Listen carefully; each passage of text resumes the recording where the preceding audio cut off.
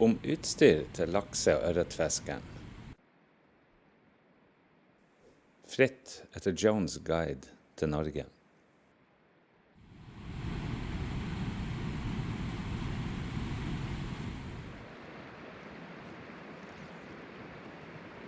Jeg var for at man må unngå å fornærme noen med å utdele laurbærblad til noen enkelt produsent av fiskeutstyr fremfor en annen.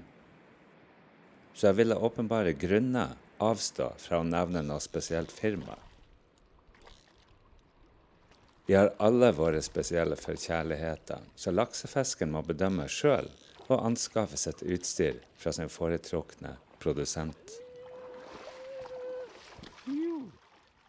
Proporsjonene til en stang bør tilpasse størrelsen og styrken til dem som skal bruke den. Mye av fluefiskens komfort avhenger av denne forhåndsregelen.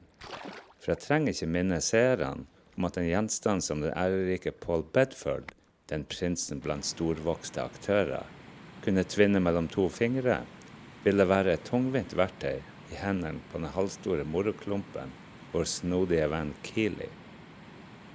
Derfor vil en kunstner som vet hva han gjør, tilpasse sine stenger etter kundens størrelse og styrke.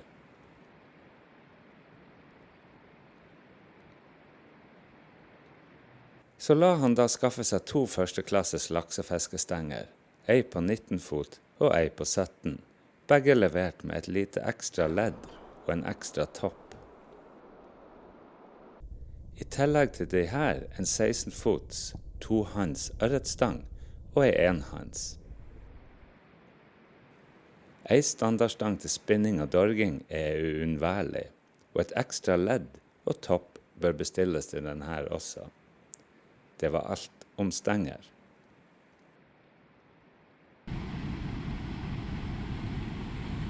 To laksesneller trengs, hver med 120 yard snøre. Den ene har snellene til å holde et snøre av silke og hestehår. Den andre til et 8-tvinnet preparert snøre. Det her siste vil være spesielt nyttig når man rekvirerer båt og lar være å kaste så hyppig. I sånne tilfeller så er det preparerte snøret ubeskrivelig mye bedre enn det vanlige av silke og hår. Men når man fisker fra elvebredden, eller selv når man vader, ja, det er selvsagt det sistnevnte et bedre valg.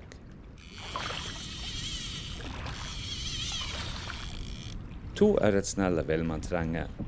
En til 60 yards, og det andre til 30 yards snøre.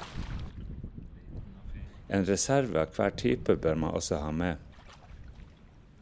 I tillegg til de her bør fisken være godt utstyrt med ekstra ringer til lakse- og ørretstengeren, løkke- og halvstikkverktøy og en mappe med voks. Sterk tråd, silke, en fingerskrustikke, saks, pinsett, rottehalefile og finere file til å kvesse krokene iblant. En ting man må ha i tankene er at kroker både for laks og for ørret aldri kan bli for store eller for mange.